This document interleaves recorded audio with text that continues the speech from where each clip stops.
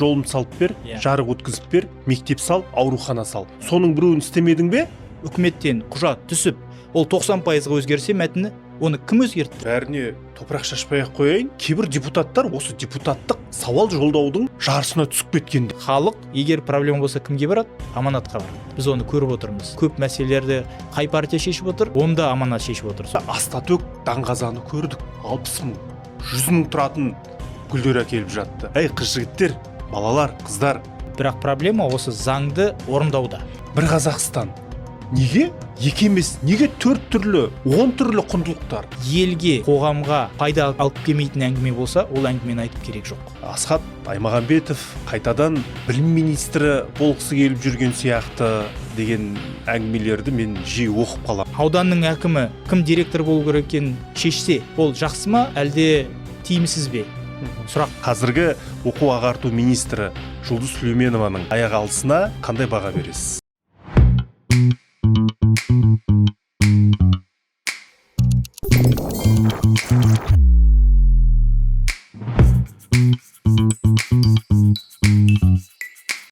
Бұл Ербол Сейілханның YouTube арнасы. Алдымен каналымызға жазылып, лайк басып, бұған дейінгі жарияланған видеоларға пікір білдіріңіздер. Себебі сіздерден қолдау қажет және молдау қажет. Тағы бір өтінішім бар. Арнамыздың қоңырау түймешесін басуды ұмытпаңыздар. Себебі жаңа сұхбат жарияланған кезде сіздерге дереу хабарлама келетін болады. Ал бүгін Сейілханның студиясында қонақта мәжіліс депутаты, мәжілістің әлеуметтік мәдени даму комитетінің төрағасы Асхат Аймағамбетов. Ассалаумағалейкум. Уалейкумассалам. Қалыңыз қалай? Бәрі жақсы, рахмет. Көңіл күй қалай? Көңіл күй көтеріңкі. Неге оны сұрадым? Өткені шамамен бір айдан кейін мәжілістің дәлірек айтқанда 8-ші шақырылымы тарих қойнауына кетеді. Енді құрылтай боламыз, 145 депутат болады деп жоспарлап жатырмыз. Құрылтай туралы конституциялық заңды қабылдап тастадық, өзіңіз жақсы білесіз. Осы құрылтайдан біз Асхат Аймағамбетовті көре аламыз ба? Енді бір ай деген негізі кәдімгідей әжептәуір мерзім. Сондықтан қазір менің ойым біздің қоржынымыздағы бірнеше заңдармен байланысты. Біз мынау психологиялық қызмет туралы заңды қазір 2-ші оқылымға дайындап жатырмыз. Бұл өте маңызды заң жобасы, азаматтарымыздың жалпы психологиялық денсаулығы туралы. Екінші, бүгін 1-ші оқылымда өткізген мынау әлеуметтік мәселелерге қатысты үлкен заң бар. Соның ішінде техникалық кәсіптік білім мәселесі бар, оңтүстіктен солтүстікке көшіру мәселесі бар, басқа да маңызды сұрақтар қамтылған. Сондықтан міне осы 2 үлкен заң жобасымен жұмыс істеп жатырмын. Енді сіз айтқан сұраққа келетін болсақ, енді қазіргі уақытта бізде бұл пропорционалдық жүйемен депутаттар сайланады. Сондықтан енді ол әр азаматтың өзінің шешіміне ғана тікелей байланысты емес, ол осы партиялардың өзінің съезінде өздерінің сайлау бағдарламасына байланысты кімді ұсынады деген партияның шешіміне байланысты. Сондықтан бұл шешімді күтеміз, қараймыз, уақыт әлі көп. Енді айтыңызшы, сіз үкімет құрамында болдыңыз, білім министрі болдыңыз. Енді қазір министрліктен заң шығару ісімен айналысып жүрсіз. Былайша айтқан кезде сізге баррикаданың екі жағы да таныс. Депутаттар заң шығарып жатыр, оны көріп отырмыз, бірақ оның орындалуы бар. Өйткені заң шығарушы орган мәжіліс, атқарушы орган үкімет. Осы депутаттардың қаншалықты үкіметке сөзі өтіп жатыр? Негізінен қараңыздар, біз біріншіден үкіметпен бәсекелес емеспіз. Менің ойымша біздің мүддеміз бір, мақсатымыз бір, бұл халықтың әл-ауқатын арттыру, Қазақстанды дамыту. Бірақ біз серіктеспіз. Ал бірақ серіктестік деген не? Серіктестік деген ол тепе-теңдік болу керек бұл жерде. Яғни мәжілістің, парламенттің мықты болуы, ол біріншіден сол депутаттардың кәсібилігіне байланысты, екіншіден осы жалпы депутаттардың сол тепе-теңдікті сақтап, сол министрліктің қол жеткізіп отырған ақпаратымен дәл сол деңгейде жұмыс істеуіне де үлкен ықпал етеді бұл енді сапа. Өйткені мысалы қарасаңыздар, енді жаңа сіз дұрыс айттыңыз, мен министрлікте жұмыс істедім. Министрлікте, әр министрлікте көптеген өзінің ұйымдары бар. Арнайы институттар бар. Сонда мысалы сол оқу ағарту министрлігінде қаншама, ғылым министрлігінде, әлеуметтік министрліктерде қаншама. Ал енді депутатқа келетін болсақ, депутатта жалғыз көмекшісі бар. Ол көмекшінің орташа жалақысын айтсам бір 200 мың. Яғни 200 мыңға мықты аналитика жасайтын, заңдармен жұмыс істей алатын, мысалы депутат сауалдарға көмектесе алатын адамды ала аласың ба, ала алмайсың ба, оны өздеріңіз түсінесіздер. Мысалы үкіметтен тек қана бір заң келгенде, бір заң жобасы. Онда мысалы 400 бет. Бізде жүздеген заң жобалары бар. Енді қазір бізде мысалы бюджеттің атқарылуы туралы есеп келді. Ол есепті қарасаңыздар, онда мыңдаған бет. Сондықтан әр депутатқа сол заңдармен сапалы жұмыс істеу үшін қаншалықты оның әлеуеті бүгінгі аналитикалық тұрғыда жеткілікті деген сұрақ пайда болады. Егер біз шетелдегі мысалдарды алатын болсақ, мысалы Құрама Штаттарын алайық, Европаны алайық. Оларда арнайы депутаттарда кеңсе бар. Енді мен сөйтіп біз айтатын болсақ, қазір көрермендер айтады, мыналарға кеңсе керек екен ғой, әрбір депутатқа 5-6 тонда көмекші беріп қояйық деп, біз оны солай қабылдайды. Мүмкін ол біздің өзіміздің кінәміз шығар, өйткені түсінбегеніне байланысты. Бірақ депутаттың мықты болуы ол тек қана сол азаматтың өзінің ғана жеке тәжірибесіне, өзінің ғана кәсібилігіне байланысты емес. Ол оның сол келіп жатқан барлық заңдармен, мыңдаған бет ақпаратпен жақсы жұмыс істей алуына байланысты, ол үшін арнайы тиісті ресурстар болу керек. Сондықтан депутат егер мықты сол заңдармен жұмыс істесе, ондай мүмкіндік әлеует болса, онда кім ұтады бірінші кезекте? Ол депутат ұтпайды. Онда бірінші кезекте сол халық ұтады. Өйткені сонда сол бюджеттің бүге-шүгесін барлық жағын тексеруге мүмкіндік болады. Бір адам нені тексере алады, мысалы, әлде қаншама келген заңдардың әрбір бабына жауап беретін мемлекеттік органдарда институт бар. Сондықтан міне осы жақтан әлеует жағы өте маңызды. Енді болашақ құрылтайда міне осы мәселе жақсы қамтылса деген ой бар. Өйткені аналитикалық тұрғыда біз мысалы қазіргі уақытта мынау үкіметтің қазір электрондық базаларынан ақпарат алу мысалы мүмкіндіктері бар, онымен жұмыс істеу мүмкіндіктері бар, жасанды интеллектті қосып ақпаратты өңдеу мүмкіндіктері бар. Міне осылардың барлығын қосып сапалы жұмыс істесе, онда жақсы нәтижеге қол жеткізуге әбден мүмкін.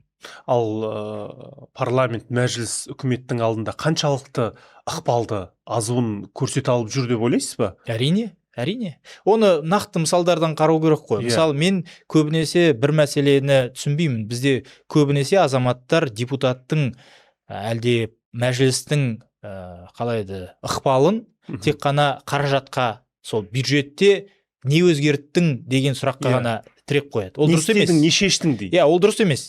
Мен онымен толығымен келіспеймін. Мысалы, қарапайым халық, ауылдағы сөзіңізді бөлейін, депутатқа жүгінеді, жолын салып бер, жарық өткізіп бер, мектеп сал, аурухана сал. Соның біреуін істемедің бе, өзіңнің міндетіңді дұрыс атқарған жоқсың дейді. Ал қаншалықты сол депутат барып, ол ауылға шынымен аурухана, балабақша, мектеп қажет шығар, соны үкіметтің алдында қаншалықты қорғай алады, қаншалықты қаржы бөлдіре алады? Мен бір нәрсені айтайын. Мен бұндай мысалы депутаттың жұмысы барып сол жол салдыруда емес деп санаймын. Егер ол депутат сол тек қана ауылына бір жолды салып берейін, 2 мектепті салып берейін, әлде мына мәселеге ақшаны бөліп берейін десе, менің ойымша бұл депутат толығымен тиімді өз жұмысын атқарып жатыр деп біз айта алмаймыз. Өйткені депутаттың мәселесі бір ауылдың сұрағын ғана шешу емес.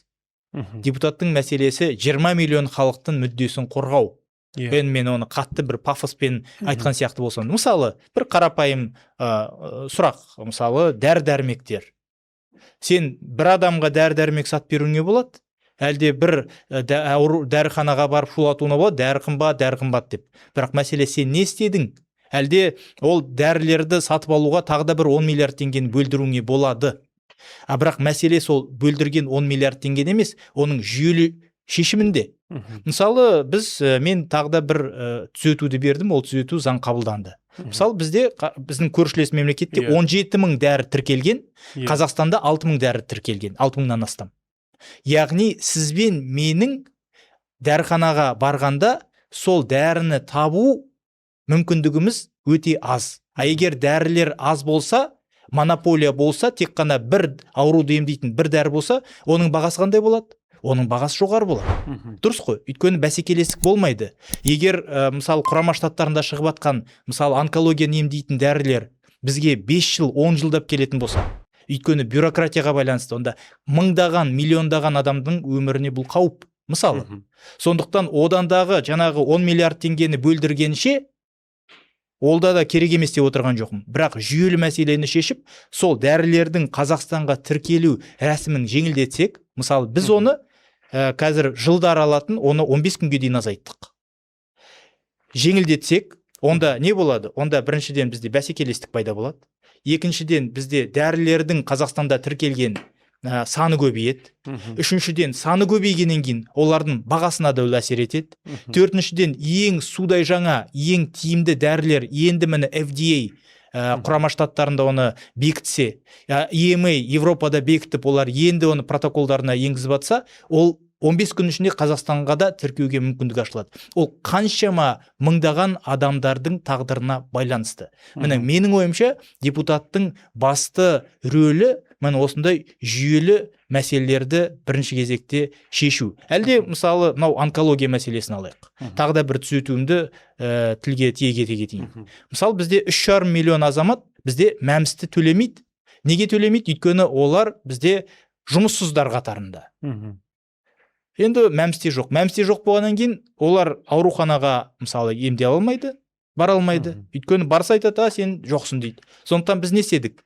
Олар скринингқа да бара алмайды. Ал мысалы онкология келетін болсақ, ол жаман ауру деп неге айтамыз біз? Өйткені ол 4-ші, 3-ші деңгейге жеткенше, стадияға жеткенше, сен оны білмейсің, ешқандай симптом болмайды. Жетті ма, болды. Әрі қарай оны емдеу былай қарағанда мүмкін де емес көбінесе. Сондықтан біз не істедік? Біз бір қарапайым түзетуді бердік. Ол қандай түзету? Енді мынау скрининг тек қана мәмстің ішінде емес, оны мәмс пакетінен алды да біз міндеттелген барлық 20 миллион азаматқа тиімді пакетке кіргіздік. Ол нені берді? Сол түзетумен 3,5 миллион азаматқа сол скрининг тегін болды. Енді оларға сол мүмкіндік пайда болды. Яғни енді сол 3,5 мың азамат дер кезінде скринингтен өтіп, онкологиялық ауру болса, тәуекелдер болса, басқа тәуекелдер болса, олар сол мысалы қызметке қол жеткізе алады. Әлде ауылдарға баратын дәрігерлер. Біз ұлттық жоба керемет болды. Ауылдарда фаптарды салып қойдық, ауылдарда керемет құрылғылар сатып алдық. Бірақ ол құрылғымен кім жұмыс істейді? Бір ғана мәселе. Мысалы, біз айттық, ауылға баратын азаматтарға, дәрігерлерге біз 10 миллионға дейін көтерме ақы береміз дедік. Нәтижесі бір жылдың ішінде біз көрдік. Жүздеген дәрігерлер мысалы ауылға бара бастады. Өйткені сол 10 миллионды ала бастады. Кейбір әкімдіктер тіпті 11 миллион бере бастады. Соған байланысты мысалы ол ауылдағы қаншама ауылға мықты дәрігерлердің келуіне себепші болды. Сол сияқты менің ойымша депутаттың ең басты рөлі міне осындай түйткілді кәдімгідей 20 миллион азаматқа тиесілі болатын мәселелер шешу. Әлде мен тағы да бір мәселені айтайын. Тағы да менің бір түзетуім, бұл мысалы нашақорлық мәселесіне байланысты. Бізде енді жасыратын жоқ. Мен оған сенемін. Егер бізде тиісті бір лауазымды тұлғалар оны қорғамаса, осы бизнесті, нашақорлық бизнесін, наркобизнесті, онда ол осындай деңгейде дамымаушы еді. Шешім қандай? Біз алдыңғы жылы бір түзету бердік. Лауазымды тұлға, ол әкім болсын, ол полицей болсын, ол прокуратура азаматы жұмыскері болсын, енді ұсталса, баяғыдағындай 7-10 жыл емес, ол өмір бойы бас бостандығынан айырады деген мысалы. Әлде педофилдерге өмір бойы бас бостандығынан айыру деген тағы да менің берген авторлық бір тағы да нормам бар. Міне осындай нормалар менің ойымша ол елге қажет. Ол қаншама азаматтардың өмірін сақтап қалатын, жалпы тағдырына үлкен септігін тигізе алатын норма. Әлде бізде шахтерлар мәселесі. 55 жастан бастап біздің Аманат фракциясының үлкен жеңісінің бірі, осы 55 жасынан бастап осы зиянды еңбек жағдайында жұмыс істеп жүрген азаматтарға біз түзету бердік. Авторлардың бірі мен тағы да өзімді айта аламын, мен әріптестерімді айта аламын, біздің комитетті айта аламын. Сол мәселені біз шештік мемлекет басшысының қолдауымен. Міне сол сияқты осындай ірі шын мәнде азаматтарға көмектесетін үлкен мәселелері бар. Әлде археология туралы заң жобасын дайындадық.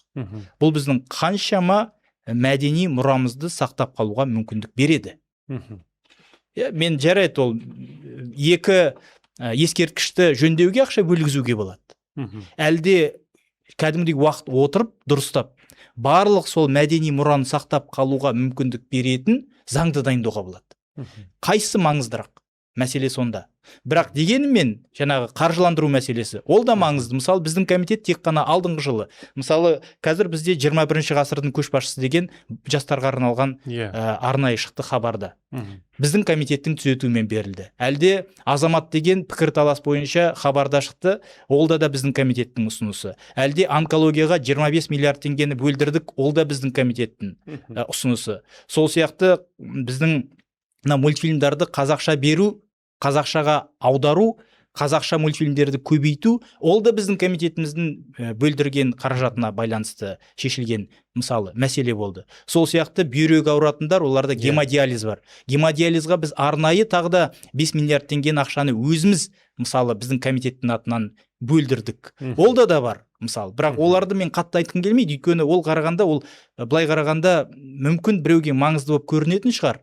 Бірақ менің ойымша мынандай жүйелі сұрақтар, менің ойымша жалпы 20 миллион азамат үшін, еліміздің дамуы үшін одан да маңыздырақ болмақ. Яғни үкіметтер айынан қайтаруға болады. Біз қайтаруға болады емес, біз қайтарып жатырмыз. Мәжіліске келген заңдардың мәтіндері мәжілістен шыққанда орташа алғанда 90% өзгереді. Міне осы бірақ қана факт мәжілістің жалпы қандай ықпалды екенін, біздің депутаттардың жұмысының қаншалықты тиімді екенін көрсететін міне бірақ қана факт. Үкіметтен құжат түсіп, ол 90% өзгерсе мәтіні, оны кім өзгертті? Ол депутаттар өзгертті. 90% өзгеретін болса, сонда үкіметтер қандай заң жазып отыр? Неге ол 90% өзгеріп жатыр деп өздеріне сұрақ қоймай ма? Сұрақ қоямыз. Енді бұл жерде енді мен жаңа сіз өзің жақсы айттыңыз ғой. Мен мына жақта да жұмыс істеп, мына жақта жұмыс істеген азамат ретінде бір жағынан әріптестерді түсінемін де. Өйткені бір заңды дайындап мәжіліске кіргізу үшін олар барлық министрліктермен келісу керек. Мысалы мен министр болдым. Бір заңды дайындайсың, жібересің. Жаңағы 20 министрліктер келісу керек. Bir министр айтады, сен мынаны алып тасташы. Bir министр айтады, сен мына жерге мені қосып қойыпсың, мынаны алып тасташы. Басқа біреу айтады, мынаны алып тасташы. Әкімдіктер айтады, сен мынаны алып тасташы дейді. Соның ішінде ештеңе қалмаған, әйтеуір саған қойған мақсат бар, меже бар, уақыт бар. Сен соған заңды кіргізуің керек. Сол заңды барлығымен келіп шыққанда дұрыс ештеңе қалмайды. Көбінесе. Ал мәжілістен сондықтан мен тек қана біздің әріптестерімізді ғана кінәлағым келмейді. Бұл жалпы жүйелік проблемалар да бар осы заң жобаларын дайындаған. Түсінікті. Сіздің неше көмекшіңіз бар? Барлық депутаттарда бір ғана көмекші. Ол заң жазбайтыны анық, депутаттық сауалдарға көмектесетіні белгілі. Дегенмен, енді біз мәжіліске барамыз ғой. Енді бәріне топырақ шашпай-ақ қояйын. Кейбір депутаттар осы депутаттық сауал жолдаудың жарысына түсіп кеткендей. Көп депутаттық сауал жолдасаң, сен өнімді жақсы жұмыс істеп жатырсың дегенді білдіреді. Ал біз сізді байқаймыз, депутаттық сауалдарды өте аз жолдайсыз. Неге? Үкіметті де аз сынайтындай көрінесіз. Сол үкіметтегі әріптестеріңізбен қарым-қатынасты нашарлатып алғыңыз келмегендіктен бе? Қалай түсінуге болады? Біріншіден, мен үшін ұпай жинайтын ешқандай мақсат жоқ. Телекамераның алдында тұрып, ұпай жинаудың қандай қажеттілігі бар. Сондықтан мысалы ол сынап, қаттырақ айтып, әрине айтуға болады. Кейбір кезде айтып та жүрміз. Қатты мәлімдемелеріңізді естіп қаламыз. Ондай да бар. Сондықтан тіпті айтпаймыз деп айтуға болмайды. Сынаймыз. Кейбір уақытта эмоционалды түрде де айтатын уақытымыз бар. Бірақ дегенмен, мысалы менің өзімнің бір жұмыстағы философиям бар, өзімдік. Ол камера үшін, камера қосылғанда сөйлеу үшін емес, әлде бір әріптестеріміз, үкіметтегі әріптестерімізді ұялдырту үшін емес, оларды кінәлау үшін емес, бізге нәтиже үшін жұмыс істеуіміз керек. Сондықтан мысалы біздің комитеттің отырысында, әлде жұмыс топтарында бізде шын мәнінде үлкен пікірталас сонда. Эмоцияда бұрқырап атады, қатты кейбір сөздерде кетіп атады, бірақ негізінен бізге керегі нәтиже. Егер кейбір мәселені заңға енгізген түзету арқылы шешу керек болса, онда неге мен сол мәселе бойынша депутаттық сауал жолдауым керек деген сұрақ. Сондықтан мысалы менің өзімнің стилім ол деген түзетулер дайындау, заң жобаларын дайындау, сол арқылы проблеманы шешу. Депутаттық сауал қуудың жолына түспейсіз. Негізі былай ғой, менің ойымша депутаттық сауал өте маңызды құрал. ол маңызды құрал. Менің әріптестерім ол құралды жақсы пайдаланса, бұл әріптестерімнің жақсы кәсібилігін көрсетеді. Бұл жаман деп мен айтпаймын. Ол әр адамның өзінің сол проблеманы шешу бойынша өзінің бір стилі болады. Мысалы, кейбір азаматтар оны депутат сауал арқылы шешіліп жатса, ол да керемет қой. Бастысы нәтиже. Енді аймақтарға жалғыз депутаттар шықпайды. Бізде журналистерде Алтай мен Атырау арасындағы қаймана қазақпен жиі жолығып тұрамыз. Сонда менің ұққаным, қарапайым халық мәжіліс депутаттары тек аптаның сәрсенбісінде ғана парламентке жиналады деп ойлайды. Болды.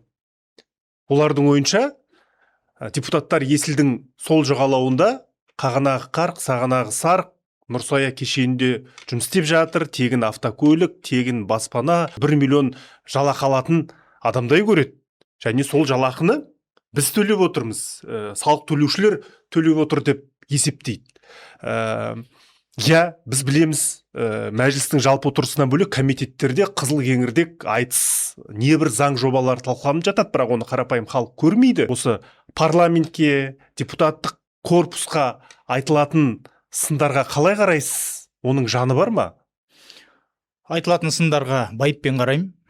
Негізі, егер сын болса, ол біз көбірек жұмыс істеуіміз керек дегенді білдіреді. Сондықтан егер халық кейбір мәселені түсіндірмесе, әлде түсінбесе деп айтайық, ол халықтың проблемасы емес. Ол деген біз өзіміз сол жұмысымызды тиісті деңгейде көрсете алмай жатырмыз ба деген сұрақ пайда болу керек. Сондықтан біреуді кінәлағанша біз өзімізге сондай сұрақ қоюымыз керек. Бірақ дұрыс айтасыз, бізде мысалы кейбір әріптестер, мен енді университетте сабақ беремін, мысалы маған айтады, неге сіздер мынау сәрсенбі күні дауыс бергенде көбінесе жақтап жатасыздар, неге барлық заңдар қабылданып жатады деп. Бірақ бір мәселені түсінбейді. Өйткені заң бізге мәжіліске түскеннен кейін, ол шыққанға дейін кем дегенде 1 жыл өтеді. Мысалы, ол 1 жылдың ішінде сол заң аптасына 3-4 рет жұмыс тобында қаралады. Әр бап бойынша кейбір уақытта біз анау күні болды, бір баппен біз 3 ай қарадық. Жан жақты. Ол үшін жұмыс топтарында бізде жұмыс тобы күнде жұмыс топтары болады, бірнеше жұмыс топтары. Сол жұмыс топтарында 30-40 сол саланың эксперттері пікірталас жүргізеді. Сондықтан заң әбден пісіп, депутаттар беретін түзетулерін беріп, пікірталас өтіп, әбден пісіп, енді ешкімде ешқандай сұрақ қалған жоқ. Енді барлық мәселе шешілді. Енді біз компромисқа келдік. Енді бүкіл сұрақтар шешілді дегенде ғана заң сәрсенбі күні жалпы отырысқа шығады. Сондықтан егер сен түзетуіңді беріп, оған кіргізіп, әлде келіспеген түзетуіңді алғызып тастасаң, егер компромисқа келсең, онда сәрсенбі күні аяқ астынан бүйректен сирақ шығарып, не үшін ол жерде сен дауыс бермеуің керек, әлде қолдамауың керек?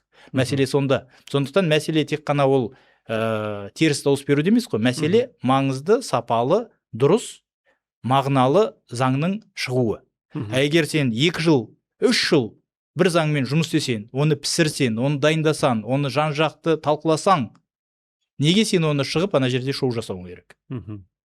Дұрыс қой. Енді айтыңызшы, заң қабылдау, заңға дауыс беру демекші, сізді ерекше толғандырған, немесе қабылдау қиынға соққан заң жобасы бар ма? Іште келіспей, бірақ дауыс берген заң болды ма? Болды. Қандай? Енді ол да бір жағынан демократиялық процестің бір бөлігі деп айтар едім. Неге? Өйткені бізде мысалы фракция бар. Фракциялық дауыс беру деген бар. Фракция деген ол бір жағынан өте қолайлы, оның 2 жағы бар. Өйткені сен фракцияның мүшесі ретінде, мысалы мен ең үлкен фракцияның мүшесімін. Ол бізге маңызды заң жобаларын қабылдауға жақсы мүмкіндік береді. Мысалы, мынау психологиялық қызмет туралы заң жобасы, көп азаматтар оған сол депутаттардың ішінде де күмәні болған, керек жоқ дегенде де пікірлер болды. Бірақ фракцияның бұл жерде күші, фракцияның қабылдаған шешімі осы заңды бізге қабылдауға қазір көмектесіп жатыр. Мысалы, осындай көмегі бар. Бірақ екінші жағынан оның кемшіліктері де бар. Неге? Өйткені фракцияның ішінде кейбір мәселені талқылайсың. Кәдімгідей мынау пікірталастар болады. Бірақ шешім қабылданды ма? Болды. Әрі қарай сол шешімге көпшіліктің шешкен, дауыс берген шешіміне сен бағынуың керек. Сондықтан мысалы егер 50 адам, 60 адам мына мәселе бойынша мына мәселені былай қолдаймыз деп шешсе, сен іштей мүмкін оған келіспесең де, сенің өзінің жеке позициясын бөлек болса да, сен сол көпшіліктің шешіміне бағынуың керек. Міне бұл да демократиялық бір процестің кәдімгідей ажырамас бөлігі. Сондықтан кейбір мәселелер болады, кейбір тіпті заң жобалары болады. Я келіспейсің, я жеке позицияң бөлек болуы мүмкін, бірақ фракцияның шешімі бар. Фракция айтады, міне фракция былай дауыс береді дейді. Қазіргі біздің қолданыстағы заңға байланысты сен заңға бағынуың керек. Міне заң мен тәртіп принципі дегенде де осы. Демократия дегенде осы. Сен заңға бағынуың керек. Сондықтан біз заңға бағынамыз. Кейбір заң жобалары бойынша дәл осындай болды. Бірақ енді әттеген-ай деп айтатында мәселелер болды. Мысалы, кейбір заңдар болды. Оған бастамашылық жасадық, бірақ ол заңдарды үкімет қабылдамай, қолдамаған заңдар да болды міне осы уақытта. Мысалы, бізде мынау материалдық емес мәдени мұраны қорғау туралы біз арнайы заңды дайындадық. Ол біздің енді материалдық емес мұра деген ол біздің мынау ертегілеріміз, ол біздің салт дәстүрлеріміз, ырым тыйымдарымыз, басқалардың басқасы осы материалдық емес мәдени мұраға жатады. Біздің аңыздарымыз, басқа, міне соны сақтап қалу маңызды. Неге? Өйткені мәдениет деген тек қана ол концерт емес, ол бір рух көтеретін шаралар емес қой. Нағыз мәдениет деген ол міне біздің осы кәдімгідей рухани иммунитетіміз, ол біздің ырым тыйымдарымыз, ол біздің дәстүрлеріміз, ол біздің осы материалдық емес мәдени мұрамыз. Егер біздің материалдық емес мәдени мұрамызды біз сақтап қалмасақ, онда біз кез келген діни ағымдарға, кез келген сыртқы идеологияға тап боламыз. Біз қазақпыз, біз кімбіз деген сұраққа жауап беретінде міне осы біздің мәдениетіміз. Сондықтан біздің бірегейлігіміз үшін ол өте маңызды. Біз арнайы заң жобасын бірнеше депутатпен бірігіп дайындадық. Оны үкіметке жібердік. Өйткені ЮНЕСКО-ның тиісті өзінің ережелеріне байланысты қабылданған және де біздің басқа да мемлекеттердің біз тәжірибесін қарайтын болсақ, оларда арнайы заңдар бар. Көршілес мемлекеттерде арнайы заңдар бар. Біз осы заңды дайындадық. Бірақ үкімет оны өкінішке орай қолдамады. Соның ішінде біздің ең маңызды берген тағы да бір ұсынысымыз осы материалдық емес мәдени мұраның мұрагерлері бар. Мысалы, ең бір ежелгі, мысалы, домбыраны қалай дайындау керек деген бір шебер болуы мүмкін. Әлде бір аңыздарды жинақтаған баяғыдан соны біреуден атасынан жаңағы баласына беріп келе жатқан бір азамат болуы мүмкін. Әлде бір қобызды дайындаудың бір ерекше сырын білетін сол 5 ғасыр бойы соны дайындап жүрген азаматтар бар мысалы. Ең маңыздысы міне осы білім үзіліп қалмау керек. Ол үзіліп қалмау үшін не істейді? Басқа мемлекеттер осы мұрагерлерді қолдайды. Оларды тіпті осы мәдени мұраның қалайды, мұрагерлері деген арнайы статус береді. Оңтүстік Кореяны қараңыздар. Былай қарағанда Оңтүстік Корея, бізге қарағанда небоскрептар, ылғи сондай бір дамып кеткен роботтар сияқты елестетеміз. Әлде Жапонияны қарайық. Бірақ бұл мемлекеттер өздерінің материалдық емес мәдени мұрасын, дәстүрін, ырым тыйымдарын, жаңағы өздерінің төл мәдениетін сақтауға барлығын салып жатыр. Сондықтан бізде осылай еттік. Біз осы азаматтарды таниық, оларға арнайы стипендия берейік, ол азаматтардың реестрін жасайық, ол азаматтардың ертең келесі толқынға сол білімін, өте құнды білімді тапсыруға мүмкіндік берейік деген арнайы заң жобасын дайындадық. Өкінішке орай, бұл заң жобасы әлі де үкімет тарапынан қолдау таппады. Біз қазір осыны талқылап жатырмыз. Әлде мысалы өртке қарсы арнайы заң жобасын дайындадық. Сонда біз айттық, мысалы, біз енді өрттен қайтыс болып жатқан фактілер көп қой. Осы жақында да болды, бірақ ол уақытта отқа май құймайын деп мен бұл туралы журналистер сұраса да жауап бермедім. Өйткені ол хайп болып саналушы еді. Ал бірақ, мысалы, біз берген заң жобасының ішінде міндетті түрде осы өртке қарсы арнайы құрылғылармен қамтамасыз ету, оны біздің арнайы заңнамаға енгізу, аз қамтылған азаматтарға оны тегін беру сияқты арнайы бір нормаларды дайындағанбыз. Көршілес мемлекеттерді қарасақ, дамыған мемлекеттерді қарасақ, Европа одағының мемлекеттерінің заңнамасын қарасақ, олар оны бекітіп қойған. Неге онда біз оны бекітпейміз? Неге онда біз оны қабылдамаймыз? Қанша азаматтар тағы да қайтыс болу керек ондай заңды қабылдау үшін деген сұрақты біз қойып жатырмыз. Сондықтан бұл заң жобасы бойынша бір рет теріс қорытынды келді, біз тағы да бұл бағытта мысалы жұмысымызды ары қарай жалғастырып жатырмыз. Әлде ең қарапайым мәселе азаматтарды жерлеу мәселесі. Бұл енді соншалықты барлығына ұнайтын мәселе емес, бірақ енді ол кез келген азамат осы ерте ма кеш па осы мәселеге тап болады. Солай ғой. Сондықтан біз айттық, бұл мәселе бойынша бізде бірізділік жоқ. Бізде тіпті әкімдіктердің тиісті құзыреттілігі жоқ. Осы мазарларды, қорымдарды сақтау, оны экологиялық мәселесі бар, оны қоршау мәселесі бар, оны абаттандыру мәселесі бар, басқа да мәселелер бар. Олар бүгінгіні толығымен заңнамада жоқ.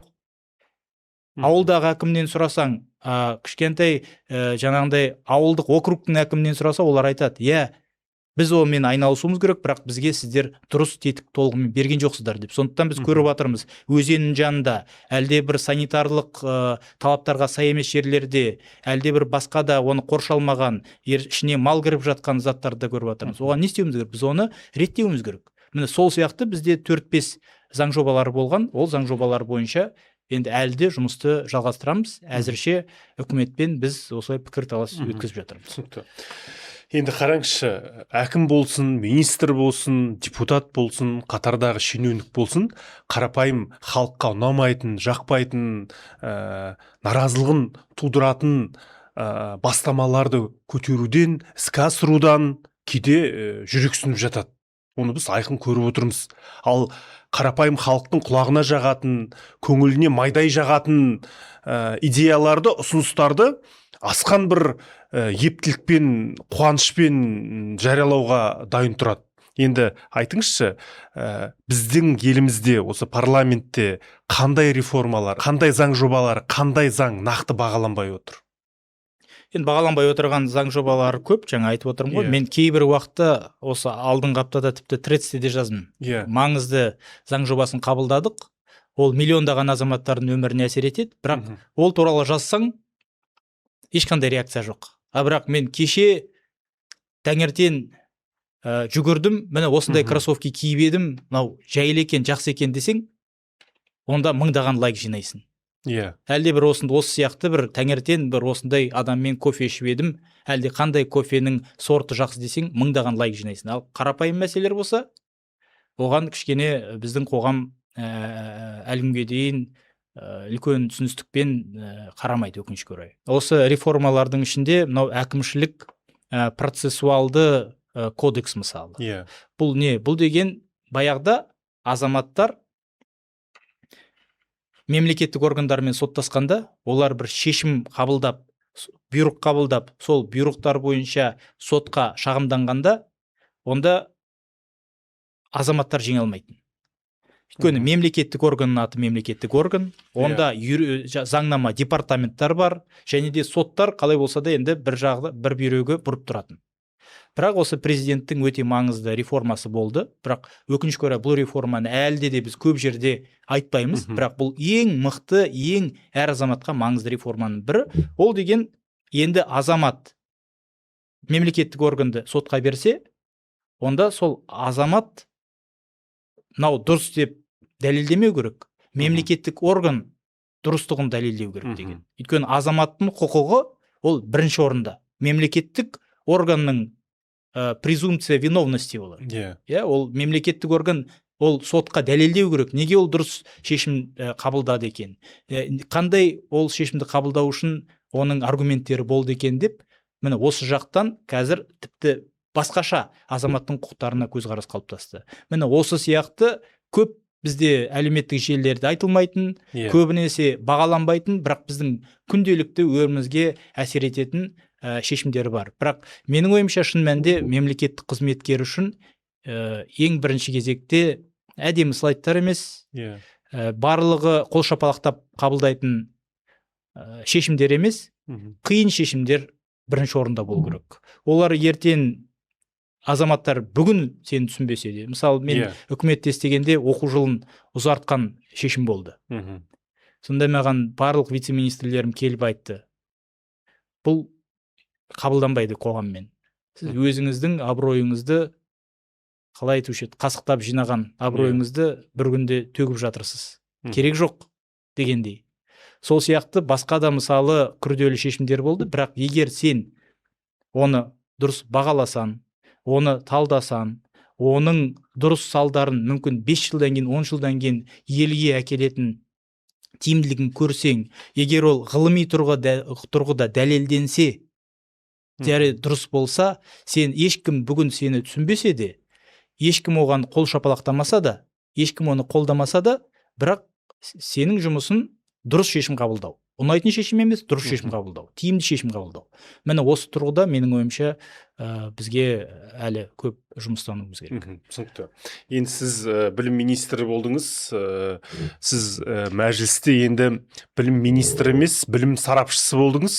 Қазақстандағы шалғай ауылдағы мектептің шатырын ұшырып әкетсе де, біздің әріптестеріміз сізден барып сұрап жатады. Енді мен сізге мынадай сұрақ қояйыншы. Кеше 25 мамыр соңғы қоңырау болды.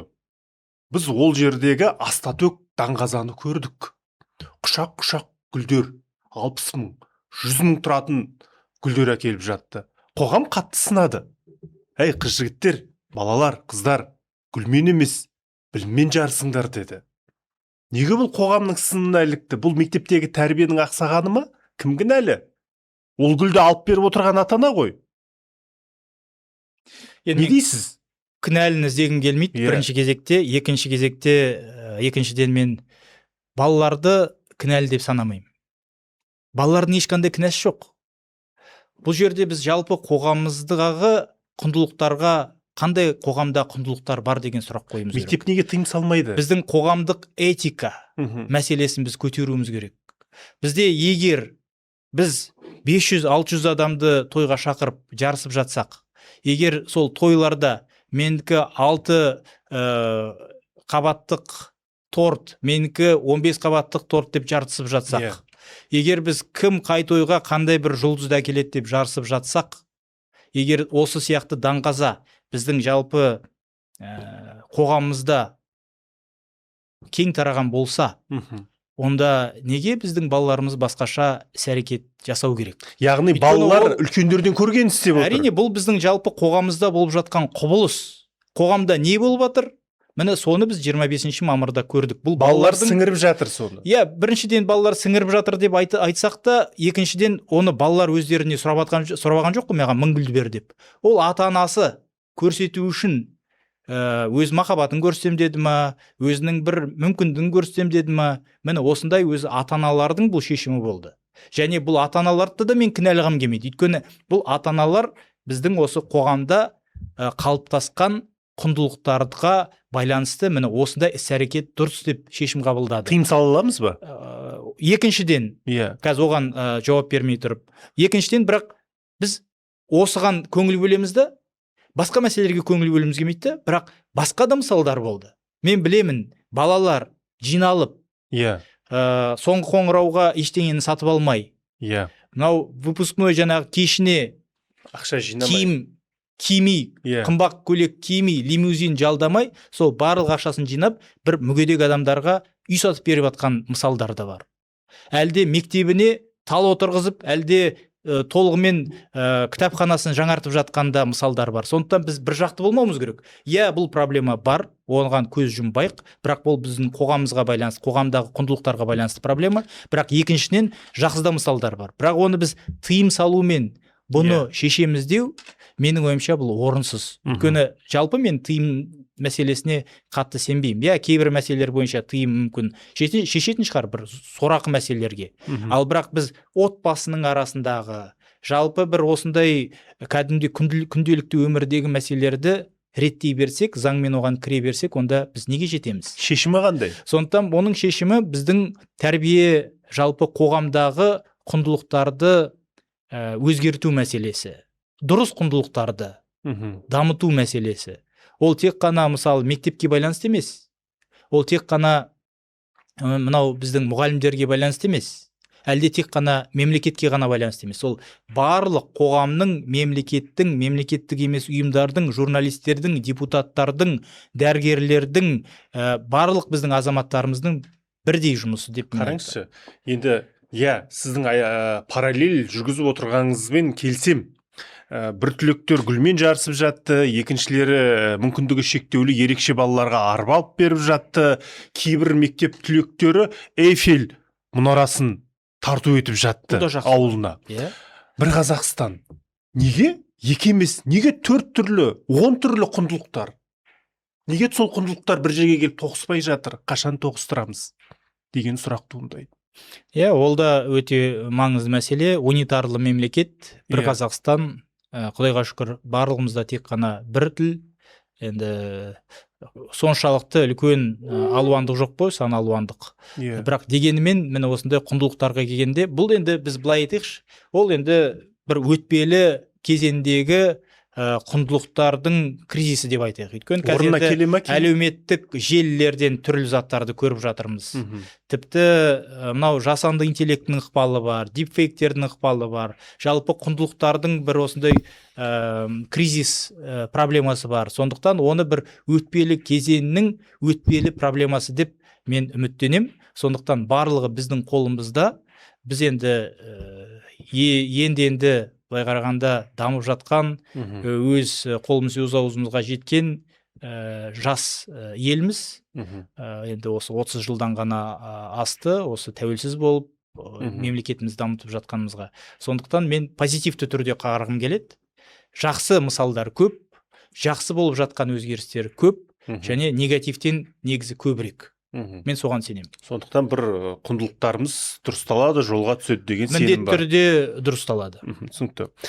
Енді сізге мынадай сұрақ қойғым келіп тұр. Енді сіз осы білім саласына қатысты көптеген сұхбат бергеннен кейін, білім саласындағы даулы мәселелердің шешімін айтқаннан кейін, әлеуметтік желіде осы Асхат Аймағамбетов қайтадан білім министрі болғысы келіп жүрген сияқты деген әңгімелерді мен жиі оқып қаламын. Шынымен ондай ниетіңіз бар ма? Бітпей қалған шаруаларыңыз бар ма еді? Үзілді кесілді жоқ.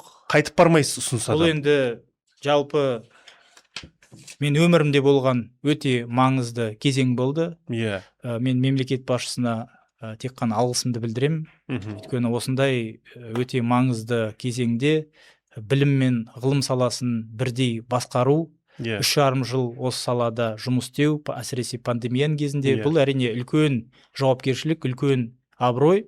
Құдайға шүкір, менің ойымша мен абыроймен кеттім, мемлекет басшысының алдымда қойған мақсат міндеттерін орындадым деп санаймын. Сондықтан бұл енді мынау мемлекет қызметі эстафета сияқты. Біз эстафетаны келесі басшыларға бердік. Енді келесі басшылар өздерінің жинақтаған тәжірибесі бар, білімі бар, міне өздерінің идеяларын дамыту керек. Бұл мен үшін жабылған бет, өткен кезең. Сондықтан біз тек қана тілеуқормыз, біз тек қана жанашырмыз. Енді осы салада істегеннен кейін кейбір уақытта үндемей отыруда менің ойымша дұрыс емес. Сондықтан әсіресе сіздің әріптестеріңіз келіп сұрақ қойғанда мен көбінесе комментарий бермейін деп айтамын, білесіздер. Бірақ кейбір мәселелер бойынша енді тіпті комментарий бермеу, енді ол қаншалықты дұрыс. Сондықтан біздің тағы да бір миссиямыз шығар, қоғамда бір мүмкін дұрыс пікір қалыптастыру, өзіміздің пікірімізді айту, ұсыныстарымызды айту. Менің ойымша бұл да бір депутаттық міндеттің біріне жатады. Енді бұл әрекетіңізді кім қалай қабылдайтынын білмеймін, бірақ жеке басым сіздің сол мәселе бойынша түсініктеме беруіңіз, мәселенің аражігін ажыратып айтуыңыз, қарапайым халыққа түсіндіруіңізді жеке басым қолдаймын, және бұны жанашырлық деп мен өзім қабылдаймын. Біздікі де сол жанашырлық, қолдау, көмектесу, кез келген біздің әріптестерімізге білім саласындағы көмектесуге біз дайынбыз, және ол біздің негізі жұмысымыз. Түсінікті. Енді бір сұрақ қояйын, сосын басқа тақырыпқа ауысамыз. Қазіргі оқу ағарту министрі Жұлдыз Сүлейменованың аяқ алысына бастамаларына қандай баға бересіз? Қысқаша жауап берсеңіз болады. Ешқандай баға бермеймін. Неге? Енді жаңа ғана жұмысын бастап жатыр. Енді жаңа ғана болғанда 8 ай ма 9 ай болды. Әрине жаңа ғана деп айтуға енді кішкене қиындау шығар, бірақ дегенімен біз бірге мәжілісте жұмыс істедік. Бір комитетте жұмыс істедік. Иә. Сондықтан қазір баға беру менің ойымша ерте. Мемлекет басшысы бағасын береді, және де мұғалімдер, жалпы халық баға береді деп ойлаймын. Енді уақыт келеді. Сұрасаңыздар, одан кейін мүмкін әңгімелесерміз. 8 ай аз емес. Жалпы шенеуніктердің жұмысына, қызметіне біз 100 күннен кейін баға беріп жатамыз. 100 күннен кейін үйренсін, бастасын, көрсін деп сырттай тілеулес болып отырамыз. 100 күннен кейін енді сын садағын алуға болады әлбетте. Жоқ, қалай болса да біз әлі де тілеулеспіз, әлі де тақымызды қысып отырамыз, әлі де жақсы болсын деп ойлаймыз. Өйткені кез келген министрдің жұмысын жақсы тиімді атқаруы ол жалпы ел үшін маңызды. Сондықтан біз әрқайсымыз тек қана сынап қана қоймай, менің ойымша қолдауымыз керек. Түсінікті. Енді Қазақстанда Аманат деген партия бар. Оның сізде мүшесіз, Аманат деген фракция бар. Енді Аманатқа қатысты ел ішінде пікір әртүрлі. Ол халық болғаннан кейін ол да уақыт талабы дұрыс та шығар. Енді айтыңызшы, осы фракция құрамында жұмыс істеу несімен тиімді? Бағана мен айттым, негізі Аманат партиясы ең ірі саяси ұйым. Ол қалай болса да, әрине кез келген азаматта түрлі пікір болуы мүмкін. Сіз туралы да, мен туралы да, кез келген мәселеге түрлі пікірлер болады, бірақ дегенімен бүгін шын мәнінде классикалық тұрғыда мықты партия екеніне ешкім қарсы келе алмайды деп ойлаймын. Үлкен нәтижеге қол жеткізген партия ретінде кез келген азамат келсет деп ойлаймын. Кәдімгідей міне осы өтпелі кезеңде жаңадан партия жасақталып, былай қарағанда жаңа жолды таңдап, міне осы елімізде болып жатқан соңғы жылдары болған позитивті өзгерістердің алдында тұрып, мемлекет басшысының реформаларын іске асыруға көмектесіп жатқан, соның авангардында тұрған ол да Аманат партиясы. Бірақ дегенімен халық егер проблема болса кімге барады? Аманатқа барады. Біз оны көріп отырмыз. Мынау жаңағы мен айтқан көп мәселелерді қай партия шешіп отыр? Онда Аманат шешіп отыр. Сондықтан мен енді бұған дейін партияда соншалықты белсенді болған жоқпын. Міне осы соңғы 3 жылдың ішінде ғана осы партияның қаншалықты үлкен жұмыс істеп отырғаны мен үшін кәдімгідей бір үлкен жаңалық болды десем артық айтпаймын. Мен бұрын кішкене партияның жұмысына көзқарасым мүмкін толық болмады ма, бірақ қазір қаншалықты үлкен маңызды жұмыс жасап жатқанын көріп отырмын. Енді Аманат партиясы кезінде билікте 30 жыл отырған бір кісінің атымен байланысты болды, кейін атауын өзгертті. Бірақ одан кейін өзгеріп жатқан дүниелер бар шығар. Десе де біздің қоғамда Аманаттың істеген жұмыстарын, еңбегін, бастамаларын, заң жобаларын жоққа шығарғысы келетін топтар бар, адамдар бар. Аманаттың еңбегін бір сәтте жоққа шығарып, тарихтан сызып тастау бір мезетте мүмкін бе? Мүмкін емес. Өйткені мыңдаған, миллиондаған азаматтар мысалы Аманаттың жұмысының нәтижесін көрді. Мысалы бізде алысқа бармай қойып, міне қазір болып жатқан қарсыз қоғам. Миллиондаған азаматтарға көмек жасалды. Кәдімгідей оларға жеке, мен сіздерге көп деген кейстарды бере аламын. Кәдімгідей қарапайым азаматтар белшесінен қарызға батқан, сол азаматтарға құтқарып, көмектесіп жатқан осы партия. Мысалы, әлде жер аманаты деген бар. Миллиондаған гектарларды халыққа қайтарған, осының алдында тұрған қай партия болды? Ол да аманат, ол ұнай ма біреуге, ұнамай ма, бірақ одан қашып құтыла алмайсың. Әлде мысалы мынау денсаулық сақтау саласында болсын, білім саласында болсын, басқа да салаларда болып жатқан жақсы өзгерістердің алдында тұрған біздің сайлауалды бағдарламасын қарасаңызда да, ол да аманат. Сондықтан әрине жұмыс дегеннен кейін тек қана жеңістер болмайды, басқа да мүмкін сұрақтар болуы мүмкін. Ол да заңды. Жұмыс істегеннен кейін кім жұмыс істейді, содан сұрайды. Бірақ дегенімен бұл өте үлкен саяси ұйым. Менің ойымша біз енді елді аралап өңірлерге жиі барамыз, көріп отырмыз, Аманат партиясына деген сенім халықтың ішінде бар. Және де жылдан жылға ол сенім кәдімгідей өсуде. Енді біз айтып жатамыз, ел тұрғындары билікке сенбей барады, барлық заңдар халық үшін жазылмайды деген адамдар да бар. Оларға қалай жауап бересіз? Бізде реформалар бар, бірақ үкіметке сенім төмен. Ниет пен нәтиже арасындағы алшақтық неде деп ойлайсыз? Бізде көбінесе заңдар қабылданады.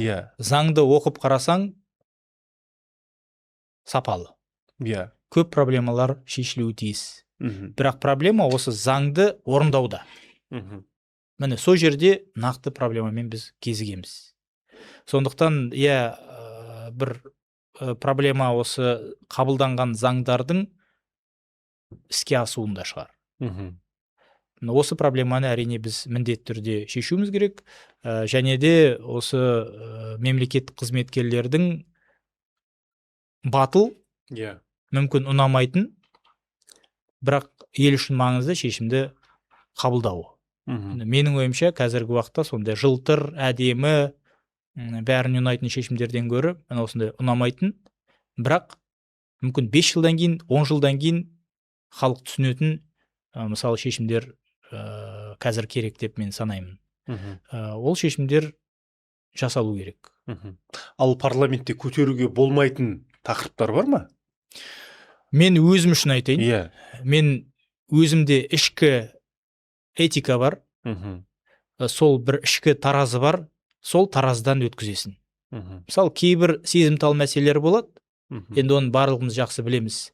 Сондықтан осы сезімтал мәселелерді көтерсең, тіпті өзінің досыңмен бірге отырып кейбір тақырыптарды көтерсең, сен сол досыңмен де дауласып қалатын мәселелер болады. Тіпті өзіңнің отбасында кешкі ас ішіп отырып кейбір мәселелерді көтерсең, әр адамның өзінің бір ойлары болады.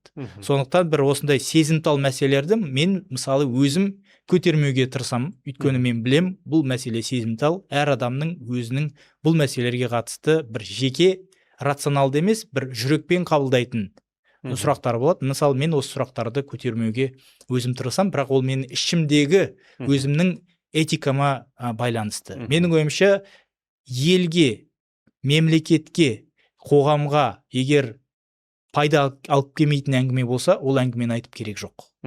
Егер ол қоғамға, мемлекетке маңызды болса, бір проблема шешсе, оны біз айтуымыз керек. Бірақ жай ғана ұпай жинау үшін бір күн сол проблеманы көтеріп, одан кейін оны аяғына дейін жеткізбесең, не үшін көтересің? Енді ішкі сезім, ішкі сүзгі, ішкі фильтр туралы айтып отырмыз ғой.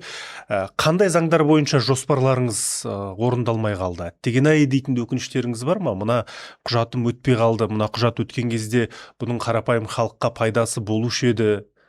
Жаңағы айтқан қаттырақ айту керек пе еді? Заңдар, соның ішінде жоқ, ол заңдарды біз дайындадық. Сараптамадан өткіздік, үкіметке жібердік. Міне менде 5 авторлық 20-дан астам өзім автормын деп айта алатын. Соның қаншасы қабылданды, айтыңызшы? 20-дан көбі қабылданды. Президент қол қойылғаны? Президент қол қойылғаны бір 15-16-сы қол қойылғаны бар. Енді қазір соңғы бірнеше заңдар Сенатта қаралып жатыр. Бүгін педагог мәртебесі туралы заң жобасы мысалы Сенаттан өтті, президенттің қол қоюына кетті. Мысалы мен автор болдым деген. Ғылым туралы заң жобасы келесі аптада Сенаттан шығады деп отырмыз. Тағы да айта алайын. Психология туралы заң жобасы келесі аптада біз қарайын деп отырмыз. Жай айтқанның өзінде бүгінгі күн тәртібіндегі 3 заң мен авторлығымен жазылған заңдарды айта аламын. Ал бірақ әттеген-ай дегендер де бар. Мысалы біз мынау саяжайлар туралы Құдайберген Бексұлтанұлы екеуміз заң жобасын дайындадық. Өте маңызды. Бізде мыңдаған, жүздеген мың осы саяжайларға байланысты, өмірлері байланысты, әсіресе мынау зейнеткерлікке шыққан азаматтар бар. Бүгін осы саяжайлардың көптеген проблемалар шешілмеген. Суару, оның светке төлеуі, көбінесе олар тіпті мынау светке төлеп жатқанда олар заңды тұлға ретінде төлеп жатқандары бар. Суға төлегенде заңды тұлға ретінде төлеп жатқаны бар. Неге? Мысалы бізде КСК бар, ОСИ бар. Бірақ сен КСК мен ОСИ болса да, соның ішінде жеке тұлға ретінде біз мысалы светке төлейміз. Электроэнергияға. Әлде суға төлейміз. Сол сияқты егер бұл мынау саяжайлар бірлестігі болса, онда сол бірлестікке заңды тұлға ретінде төлеп жатқандар бар. Міне осы қоқыстарды шығару, абаттандыру, басқа да енді айта берсе проблема көп қой саяжайларға байланысты. Міне осы проблеманы шешу үшін біз заңды дайындадық. Мынандай керемет заң. Бірақ сол заңда да өкінішке орай үкіметтегі әріптестеріміз көптеген маңызды пункттерін қолдаған жоқ. Бірақ ол әлде де бүгін күн тәртібінде біз оны талқылап жатырмыз. Енді парламент тарағанша қабылдап Иә, сондықтан мен енді тек қана барлығын ой керемет жақсы деп айта бергеннен аулақпын. 20-дан астам заңды автор болған қабылдадық. Мыңдаған өте маңызды жаңа айтқандай нормаларды қабылдадық. Ол миллиондаған азаматтардың өміріне ықпал етеді. Өте тиімді шешімдер.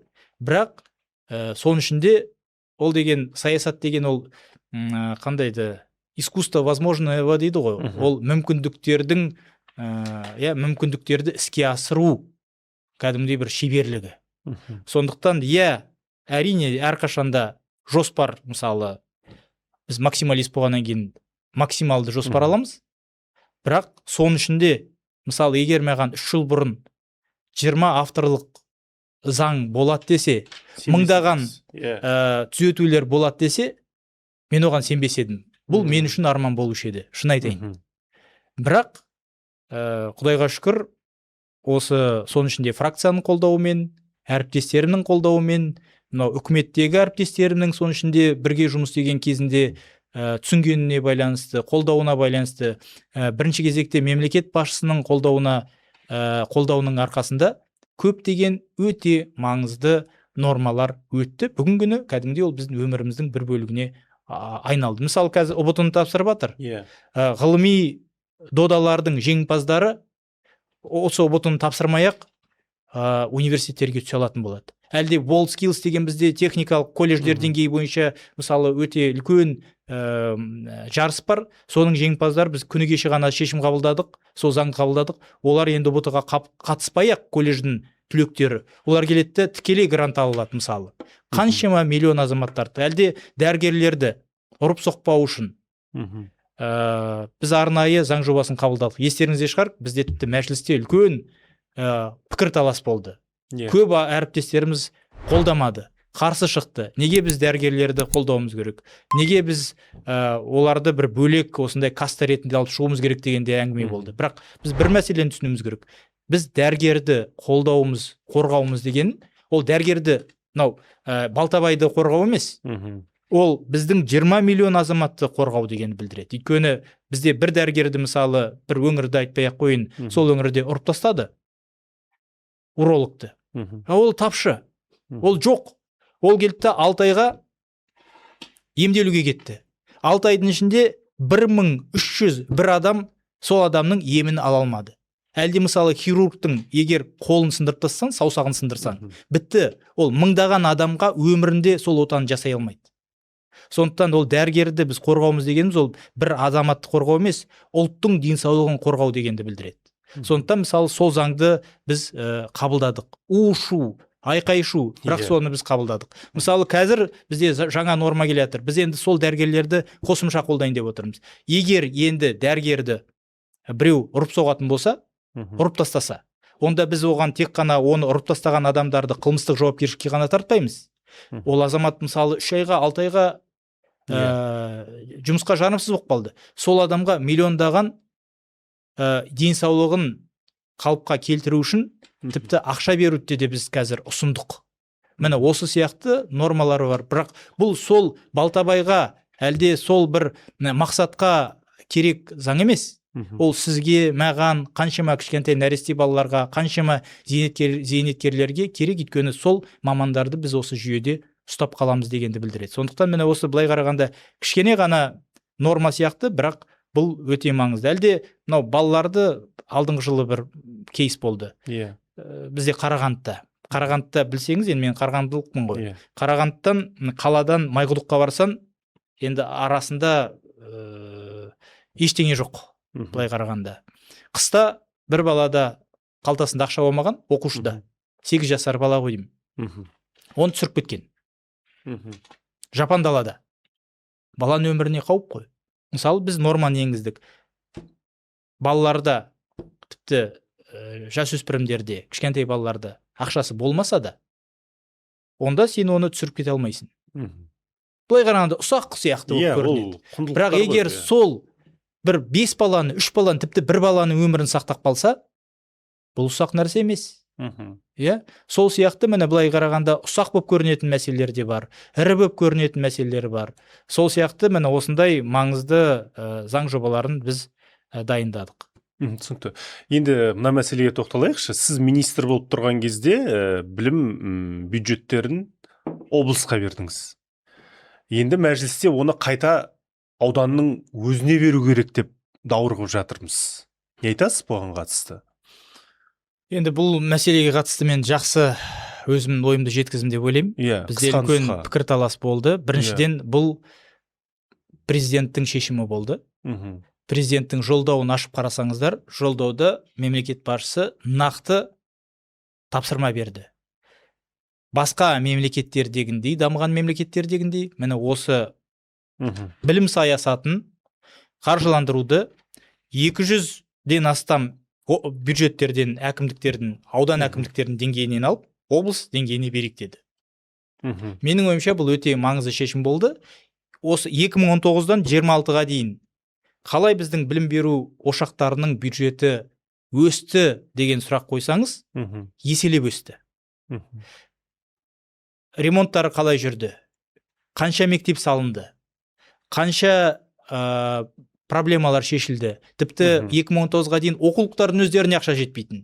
Тіпті парталарға жетпейтін. Тіпті қарапайым заттарға, тіпті мұғалімдер, міне қазір шығып жатыр. Мұғалімдер кейбір уақыттарда шілденің соңына дейін отпускнойын да алмайтын. Жалақысын кешіктіріп беретін. Қазір Құдайға шүкір ол проблемадан кеттік. Және де бұл, енді жаңа сіз айтып отырсыз ғой, бұның тәуекелдері де бар деп.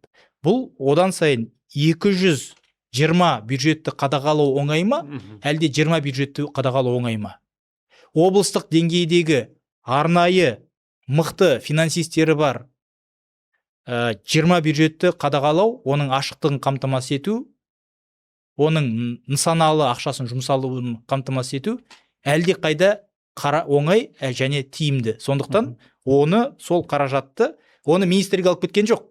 Яғни кейбір азаматтар айтуға сөйтіп тырысып жатыр ғой, мына жаққа бұрып. Ол министрліктің шешімі, егер осындай бір жемқорлық фактілер болса, онда министрліктің жауапкершілігі қайда деген сияқты. Жауапкершіліктен ешкім қашпайды. Бірақ егер сондай фактілер болса, ол бюджетті министрлік алып кеткен жоқ. Ол бюджетті біз не істедік? Облыстық әкімдіктің деңгейіне қалдырдық.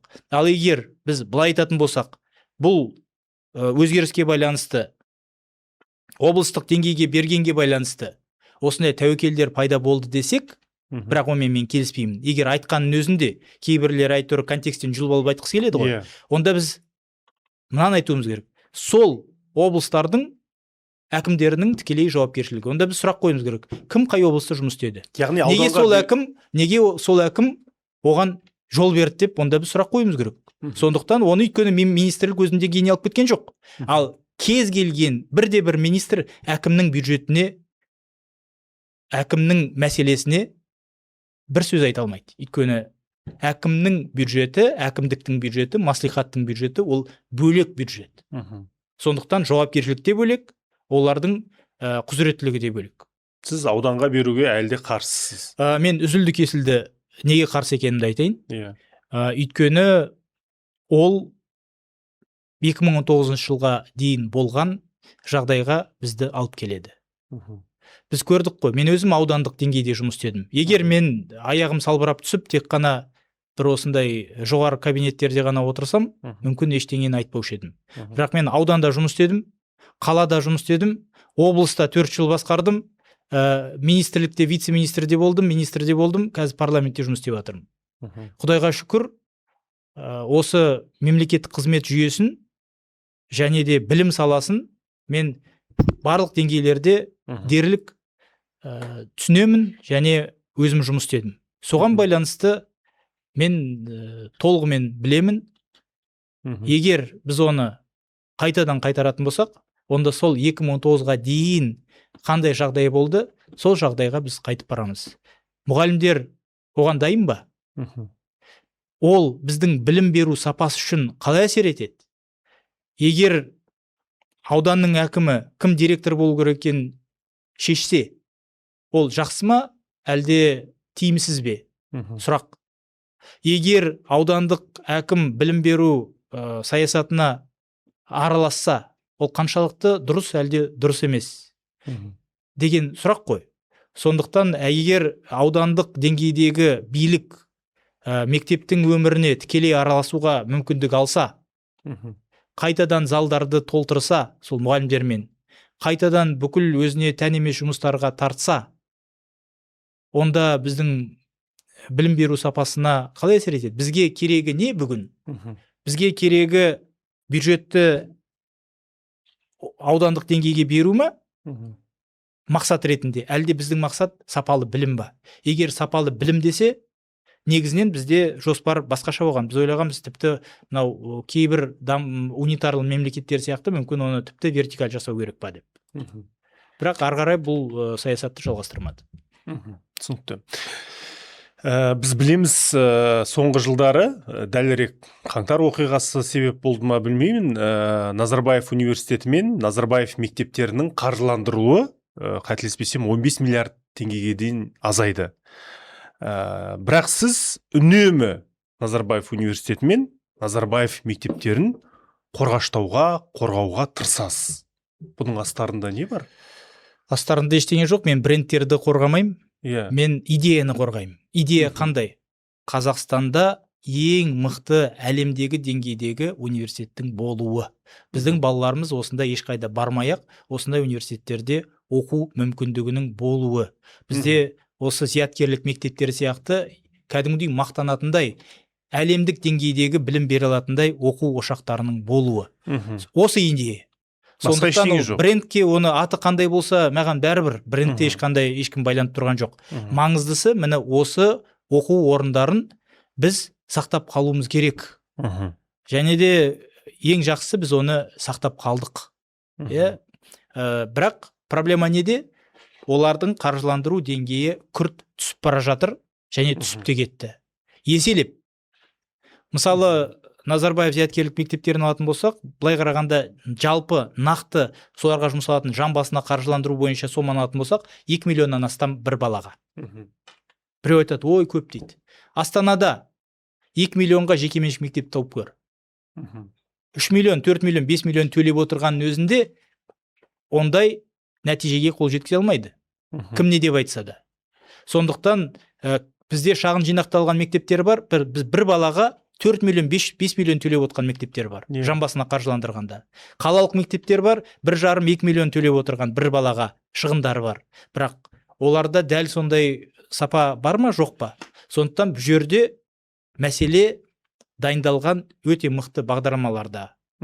Ішкі академиялық қалыптасқан мәдениетте, бір арнайы қарым-қатынастарда, арнайы жүйеде. Сондықтан маңыздысы осы жүйені біз жоғалтып алмауымыз керек, ол бәсекеге қабілетті болу керек. Бірақ барлық мәселе қаражатқа тіреледі. Егер барлық мектептерде, мысалы жекеменшік мектептерде орташа чек, мысалы Астанада 4-5 миллион болса, яғни олар өздерінің мұғалімдеріне көбірек жалақыны төлей алатын болса, онда мынау Назарбаев зияткерлік мектептерінен, басқа да алдын қатарлы мектептерден мұғалімдер жұмыстан шығып кетіп, сол мектептерге барып жатса, одан кім ұтады? Біз ұтамыз ба? Ұтпаймыз ба? Біз сол мектептер жүйесін, сол университетті жоғалтып алсақ, қалай болады деген сұрақ қой. Сондықтан әрине біз олар жоғалтпаймыз. Бірақ әлсіретіп алмауымыз керек деп біз айтып отырмыз. Соған байланысты олардың қаржыландыруын сол бір тиісті, жеткілікті, тиімділікті қамтамасыз ете алатындай деңгейде біз сақтап қалуымыз керек. маңыздысы осы. Жекеменшік мектептерді қаржыландыру бойынша қоғамда үлкен келіспеушіліктер туындап жатады. Баласын жеке мектепте оқытатын ата-аналар өздері қаржыландырсын, неге бюджеттің ақшасын беруіміз керек, неге салық төлеушілер өтеуі қажет деген әңгімелер жиі айтылады. Бұл әу баста кеткен қателік емес пе? Жекеменшік мектептерге бюджеттен ақша беру. Бұл дүниежүзілік негізі практика. Бірақ мәселе ол дүниежүзілік практикада емес, бұл тиімділігінде. Қазақстанның кез келген азаматы, мысалы, баласын мемлекеттік па, әлде жекеменшік университетте де, мектепте де, әлде ауруханада емдетуіне болады, оқытуына болады, емдетуіне болады. Мысалы, сіз қазір әлде бізде жекеменшік ауруханаға барып емделуімізге болады. Астанада қарасаңыз, қаншама емханалардың қаншамасы жекеменшік, біз өзімізде білмей сол жақтарға барып жүрміз. Кәдімгідей мәмс бойынша да, ГОБМП бойынша да емделіп жүрміз. Ешкім ешқандай әңгіме айтпайды. Әлде бізде КИМЭП бар, КБТУ бар, Нәрікбаев университеті бар. Бұл университеттерде былай қарағанда жекеменшік. Олар да бүгін грант бойынша балалар оқып жатыр. Сонда біз не? Ол университетке де балаларымыз оқытпауымыз керек па? Нархоз бар, басқа да университеттер бар. Сондықтан мәселе ол жекеменшік мемлекеттік дегенде емес, мәселе сапасында. Мен өзім үкіметте істегенде де, қазірде де солай айтамын, біз жекеменшік әлде мемлекеттік деп бөлмеуіміз керек. Біз сапалы әлде сапасыз деп бөлуіміз керек. Жекеменшіктің ішінде де сапасыздары көп, және сапалылар да бар. Мемлекеттіктердің ішінде сапасыз көп, және сапалылар да бар. Сондықтан біз сапалы, сапасыз деп бөлсек ол бір. Екіншіден, қараңыздар.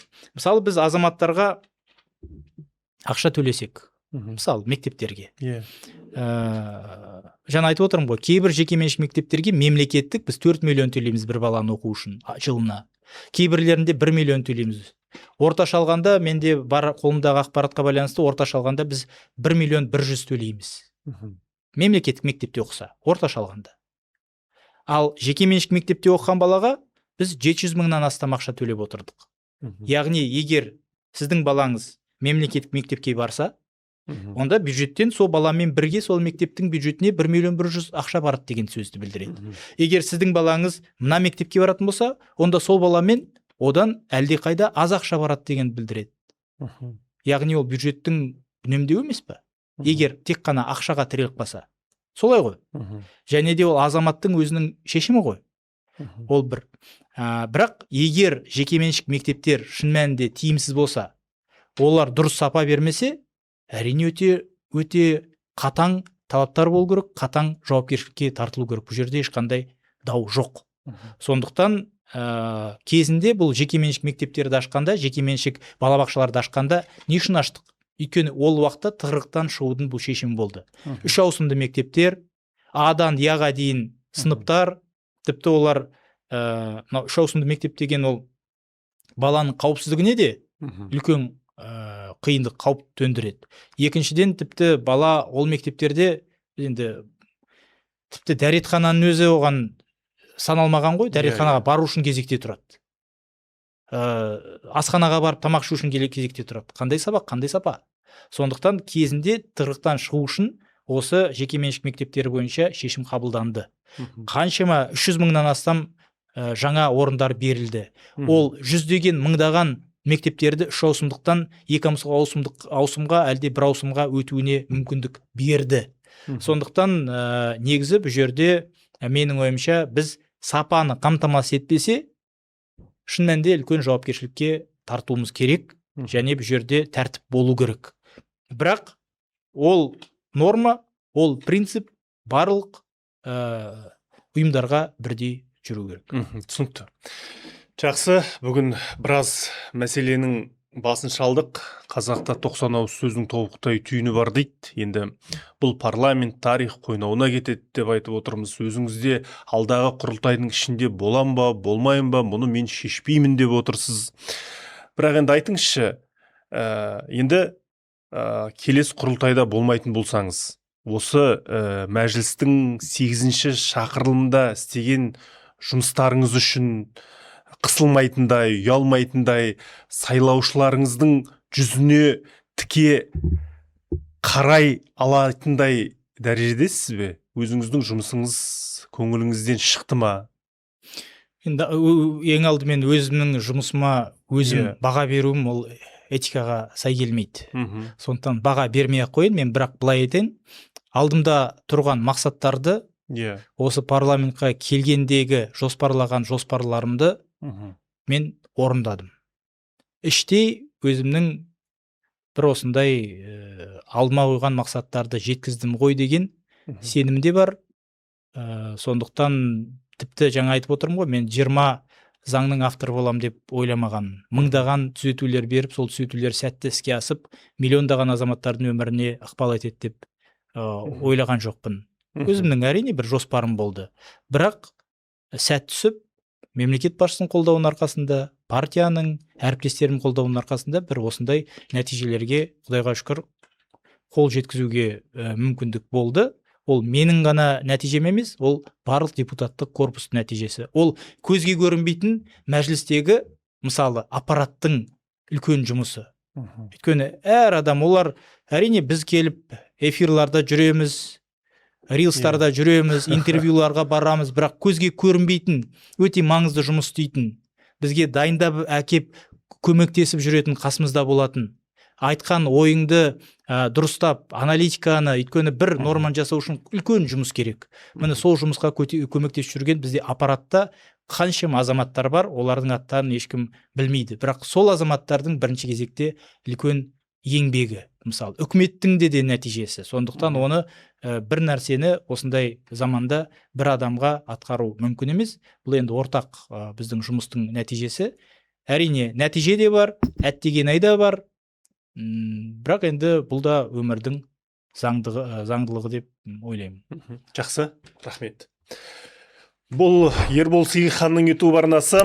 Ендеше дәл осы сұхбатқа лайк басыңыздар, міндетті түрде пікір жазыңыздар және таратыңыздар. Ерболдың арнасында әркез елдің сөзін айтайық.